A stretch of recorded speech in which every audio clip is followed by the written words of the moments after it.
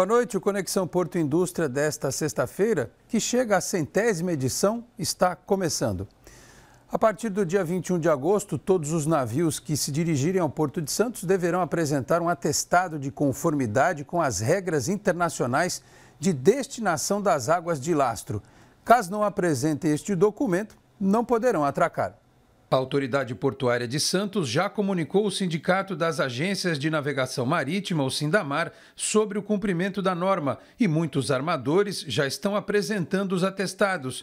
Esta advogada e professora de Direito Marítimo e Portuário explica o porquê da medida ter sido tomada agora. Não obstante, exista uma convenção internacional para água de lastro desde 2004, somente em 2022, no finalzinho de 2022, virou lei.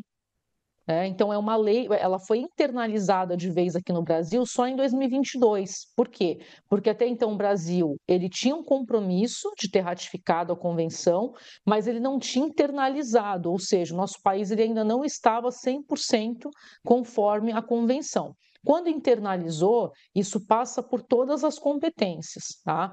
E o que acontece também? O Brasil ele faz parte justamente da Convenção dos Organismos Internacionais, como a Organização Marítima Internacional. A nossa Marinha do Brasil tem uma representação lá. Por outro lado, no setor portuário era ainda muito sensível isso. Hoje as autoridades portuárias elas já estão sendo notificadas pela ANTAQ, que é a Agência Nacional de Transportes Aquaviários. Por quê? Porque hoje, desde 2022, a ANTAQ também passou a fazer parte dessa organização que tem o regimento da Convenção Internacional de Água de Lastro junto.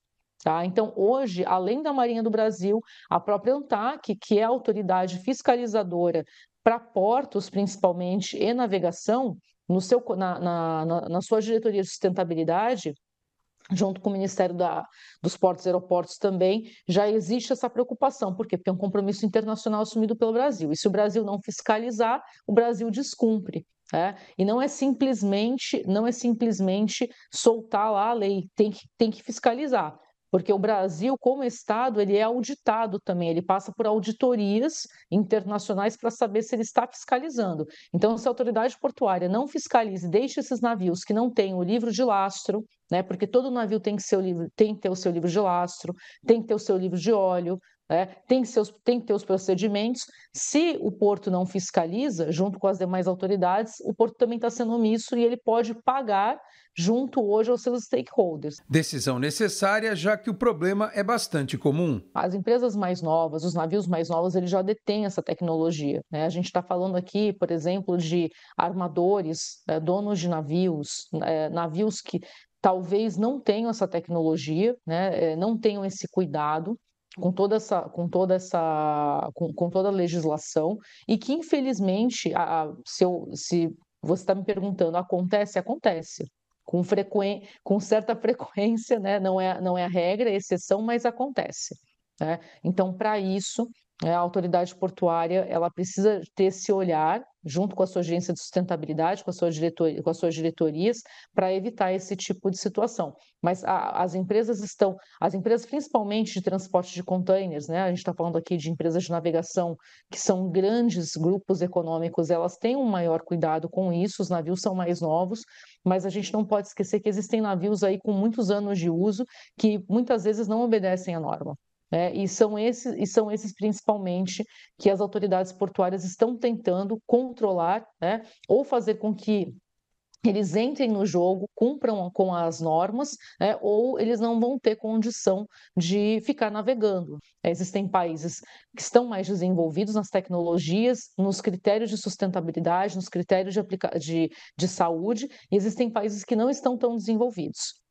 Esse é o grande ponto. A navegação ela quer estar em conformidade com os padrões de sustentabilidade, mas não adianta só, por exemplo, uma empresa europeia adotar os padrões e um porto, por exemplo, da China receber um navio totalmente desconforme de um outro país que não aplica essas normas. Maria Cristina Gontijo reforça ainda a importância da medida no aspecto da saúde pública. Lastrear o navio é quando eu encho o navio com os tanques de água, justamente para dar flutuabilidade para a embarcação, ou seja, para a embarcação ter navegabilidade. Sem navegabilidade, ela não tem condição. Isso já é feito há milênios, tá? Seja com areia, seja com água, isso já é feito há milênios, desde a época da vela.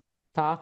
O que acontece, né, de 50, de 100 anos para cá, ou até mais, né, porque a gente está falando de uma atividade milenar secular, que é a navegação. Boa parte das epidemias, né, inclusive a segunda epidemia de cólera que chegou no Brasil, ela veio pela água de lastro. Tá? Por quê? Porque essa água ela sai de um país, né, com uma característica ecossistêmica, enfim, com uma característica biológica, e quando o navio chega aqui e ele não troca essa água a uma determinada distância, porque quanto mais salgada a água, mais se mata as bactérias, né?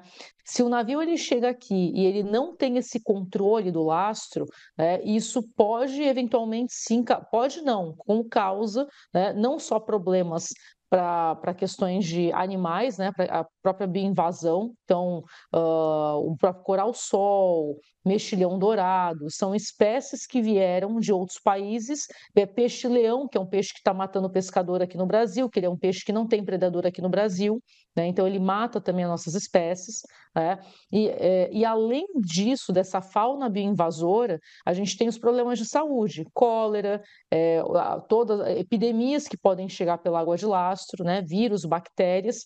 Então, quando isso não é feito, quando essa operação não é feita, a comunidade portuária tem um risco muito maior de contrair doenças.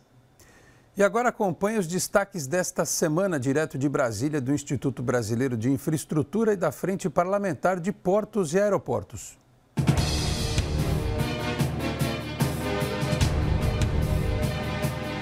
O Comitê Temático 3 do Instituto Brasileiro de Infraestrutura se reuniu virtualmente na segunda-feira, dia 12, e elegeu Adilson Luiz Gonçalves como coordenador técnico dos trabalhos do grupo. Gonçalves é engenheiro da Secretaria de Assuntos Portuários e Emprego da Prefeitura de Santos e membro do Conselho de Administração da Autoridade Portuária de Santos. O padrinho do CT3 deverá ser o deputado federal Arnaldo Jardim, do Cidadania de São Paulo. O grupo trata sobre questões do conceito Porto e Indústria, que envolve a importância de unir a capacidade industrial à logística portuária, não necessariamente por proximidade física, mas por meio de uma logística otimizada que resulte em uma gestão mais ágil e eficaz.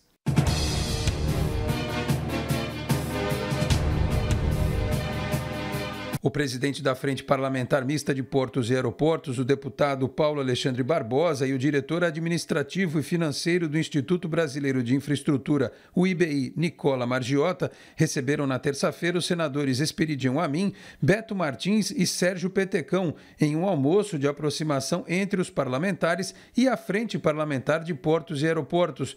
No encontro foram debatidas melhorias para a logística de transportes no país, bem como a tramitação do PLP 68, que regulamenta a reforma tributária no país. Atualmente, a proposta tramita no Senado Federal. Desde o início da tramitação do PLP 68, a Frente Parlamentar vem atuando para fazer revisões estratégicas na proposta.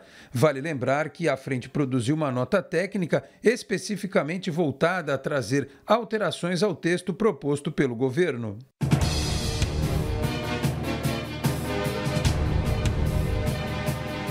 Também na terça-feira, o presidente da Frente Parlamentar, o deputado Paulo Alexandre Barbosa, teve encontro com o ministro de Portos e Aeroportos, Silvio Costa Filho. Semana muito produtiva em Brasília. Realizamos uma audiência de acompanhamento com o ministro Silvio Costa, ministro de Portos e Aeroportos, para acompanhar 3 temas relevantes para a Baixada Santista. Primeiro, o túnel Santos Guarujá, que está sob a responsabilidade desse ministério. Está na fase de licenciamento ambiental para que no ano que vem seja publicado o edital de contratação da obra. Estamos acompanhando cada passo para garantir o início dessa obra para 2025. Também tratamos da transferência do terminal de passageiros do Macuco para o Valongo. Vamos ter um terminal com o dobro da capacidade, mais de 2 milhões de passageiros será a nova capacidade, revitalizando a região central e se integrando ao Parque Valongo. Um sonho antigo e nós estamos avançando muito nesse tema. Agora falta a autoridade portuária remeter o processo de transferência para a ANTAC, a agência reguladora. E também nós tratamos de um assunto importante que é o aeroporto do Guarujá. As obras estão em andamento e agora nós precisamos das autorizações finais para para que esse aeroporto finalmente possa ter avião pousando e decolando no próximo ano, em 2025.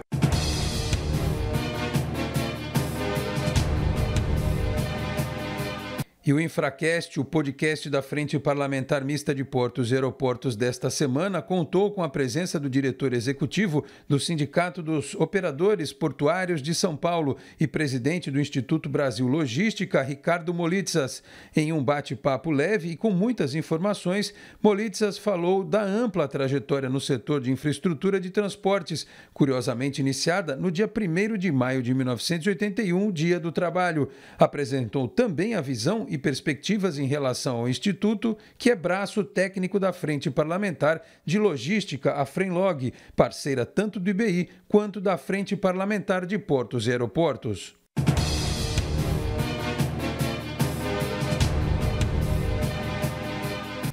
E o Conexão Porto Indústria desta sexta-feira fica por aqui. O programa volta na segunda às 7h30 da noite. Muito obrigado a todos pela audiência, um bom fim de semana e até lá. Tchau, pessoal.